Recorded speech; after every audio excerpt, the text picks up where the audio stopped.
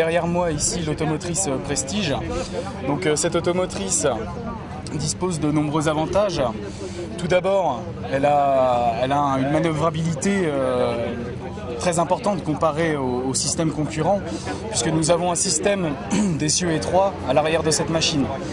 Donc ce qui nous permet d'avoir un rayon de braquage de 9 mètres sur nos modèles à simple vis,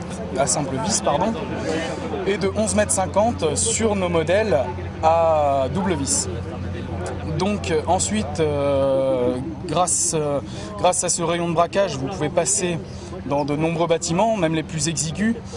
Mais nous avons aussi une hauteur totale très limitée, puisque nous arrivons avec ce type de machine, ici présente en 16 mètres cubes, à passer sous des bâtiments de 2,70 m de hauteur. Donc ensuite, au niveau de la fraise de dessilage, nous avons une fraise munie de 42 couteaux, donc c'est un nombre très faible. Ceci a un gros avantage, c'est que l'on va beaucoup moins défibrer la matière ingérée par la machine. Ensuite, nous avons un convoyeur de grande largeur de 70 cm, ce qui va éviter tout bourrage. Mais aussi, ce convoyeur a une particularité, c'est qu'il est entraîné par le haut.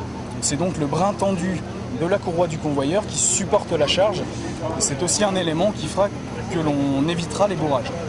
Ensuite, la cuve de mélange d'une épaisseur de 8 mm sur les côtés et de 20 mm au fond, en qualité d'acier ST52.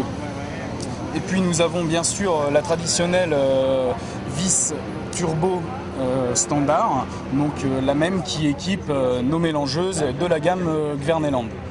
Un poste de conduite très bas, comme vous pouvez le voir ici, hein. Pas de marche, pas d'échelle, donc très facile d'accès avec toutes les commandes à portée de main, et puis un système d'avancement hydrostatique que l'on commande au pied. Ensuite, en ce qui concerne la motorisation, deux motorisations disponibles, deux séries. Tout d'abord, un moteur de 128 chevaux, 4 cylindres, et en option un moteur de 175 chevaux, 6 cylindres.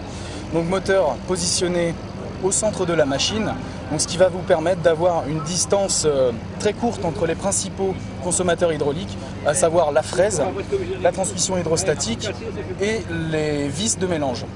Nous avons une perte de charge hydraulique très faible, puisque la distance est très courte entre les pompes et les moteurs hydrauliques. Par exemple, sur ces modèles en 175 chevaux moteur, nous avons 150 chevaux de puissance pour dessiller à la fraise. Donc, ce qui nous permet d'ingérer n'importe quel ingrédient, que ce soit de la paille, du foin, de l'enrubanage, du maïs en silage ou de l'herbe en silage.